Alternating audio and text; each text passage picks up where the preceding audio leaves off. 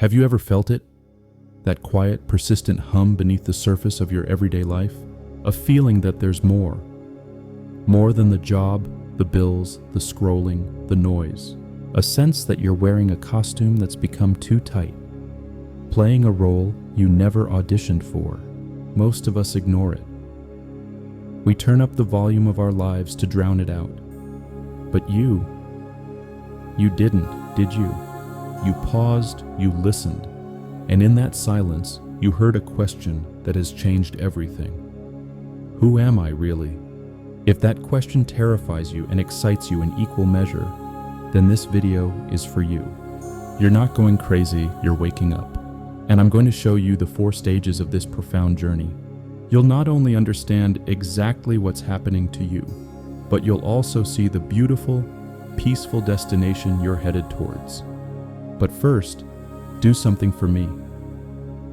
Go to the comments and just write one word. Here. It's a declaration that you are present right now, in this moment of your transformation. Go ahead, join the others who are on this path with you.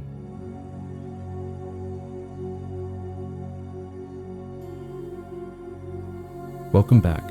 Now let's talk about the unraveling. It often starts with a crack, a hairline fracture in the reality you've so carefully constructed.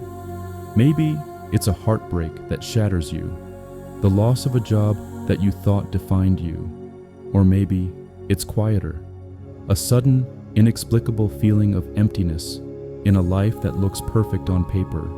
It's a strange, surreal feeling. You might feel a sense of detachment, as if you're watching your own life from behind a pane of glass.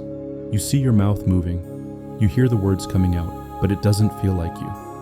You're at a party, surrounded by laughter and conversation, but a profound sense of isolation washes over you. The topics people discuss, office politics, the latest TV show, weekend plans, suddenly feel like a foreign language. You nod and you smile, but inside you're screaming, "Doesn't anyone else feel this? Isn't there something more to talk about?"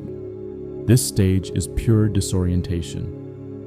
It feels like loneliness. It feels like a deep, aching grief for a life you're no longer sure you want. You are grieving the person you thought you were, the dream you thought you wanted. The costume you've worn for so long is starting to fray at the seams, and for the first time, you can feel the uncomfortable truth of your own skin beneath it.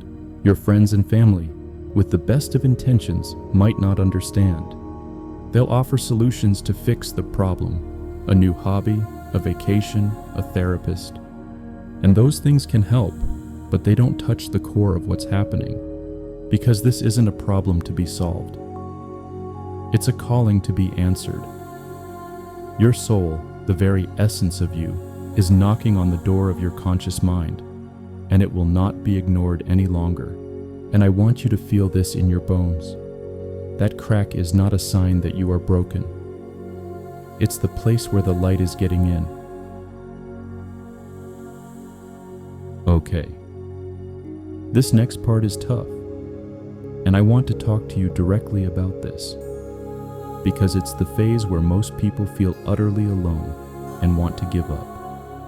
It's called the dark night of the soul. Please know, its name sounds scary, but it is an act of profound grace. Once the light gets in, it illuminates everything.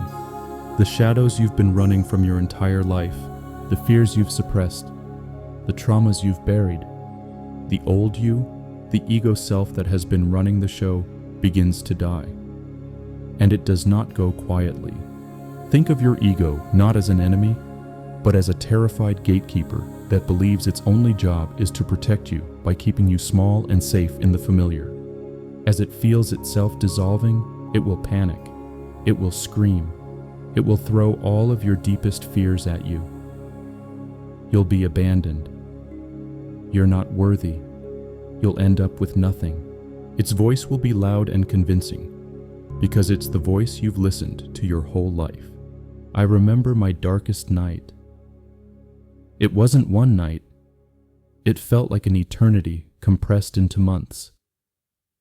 I spent so much time on my apartment floor, just crying, convinced I was fundamentally broken beyond repair. My body ached with a fatigue that no amount of sleep could touch. The noise of the world, even the hum of the refrigerator, felt like a physical assault. My nervous system was so raw, and on that floor, I finally stopped fighting. The allowing wasn't passive. It was the most active surrender of my life. I felt the grief. I felt the terror. And I just whispered to it, I see you. I feel you. You are allowed to be here. That was the turning point. You will be stripped bare. Your only job here is to be incredibly gentle with yourself, as you would with a newborn child. This is a time for surrender, for crying, for sleeping, for turning off the world and just being with the storm inside you, knowing that you are the unshakable sky, not the fleeting clouds. You are not falling apart. You are shedding a skin that was never yours to begin with. You are falling into yourself.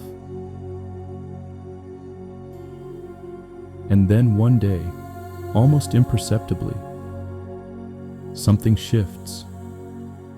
After the long dark night, you see the first faint glimmer of dawn. The rain doesn't stop all at once, but you feel a break in the clouds.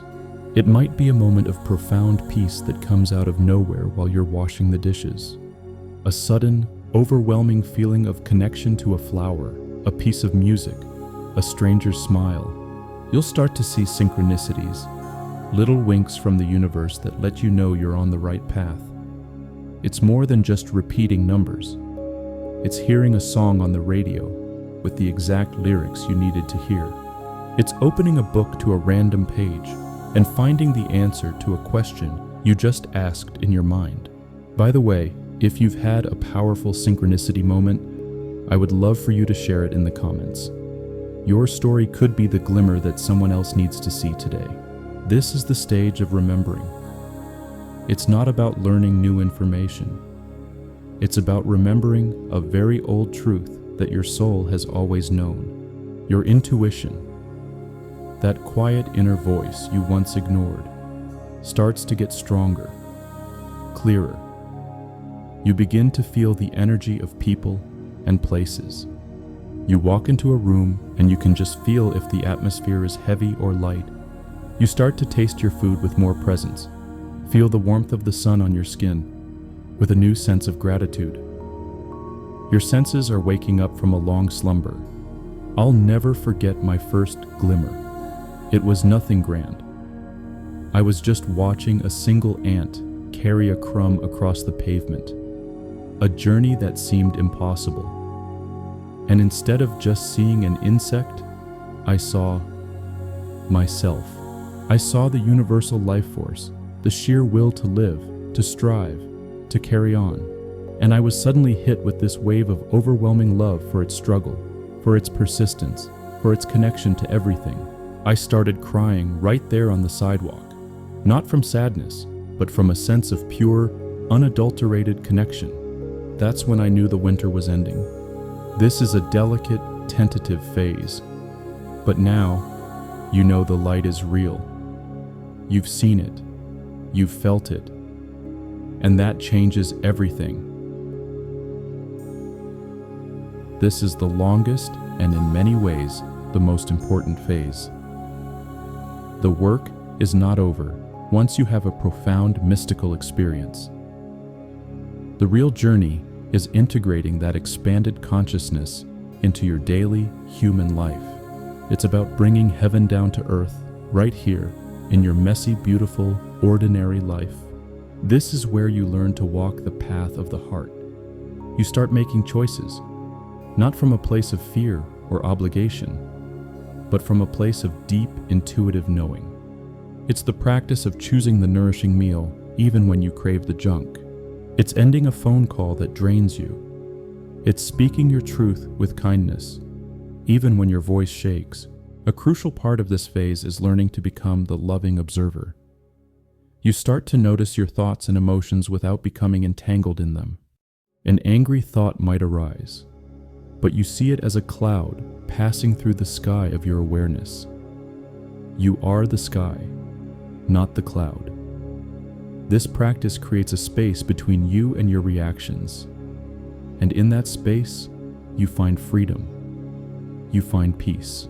Think of it like this: you are weaving. You are taking the golden threads of your spiritual insights, your moments of connection, and you are patiently weaving them into the existing fabric of your life, your job, your family, your friendships. The fabric itself may not change, but it becomes illuminated from within.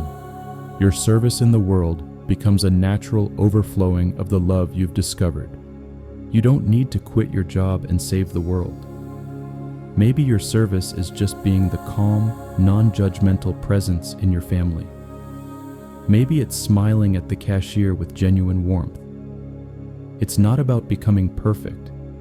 It's about becoming whole.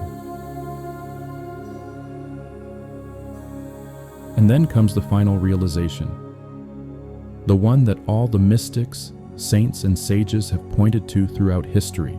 It's not a stage you arrive at, but a truth you finally surrender to. A truth that was always there, waiting beneath the noise. You are not a drop in the ocean, fighting against the waves.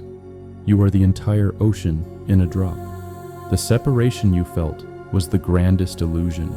The feeling of being a small, insignificant self, fighting for your survival, was a dream. The love you were searching for outside of yourself, in a partner, in a career, in achievements, was, and always has been, the very fabric of your being.